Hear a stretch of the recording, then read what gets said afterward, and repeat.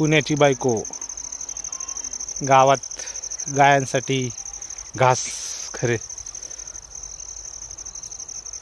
एवढा घास तू कापला रेश्मा? ताईने कापला.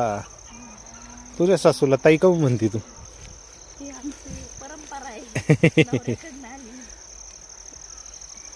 नवरा कुठे तो? नवरा घरी झोपलाय. काय करतोय? झोपलाय. का बर?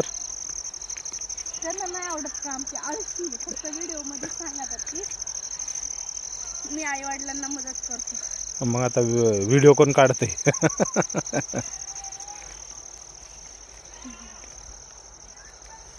लास्ट आहे का? लास्ट आहे ना रेशू? लास्ट.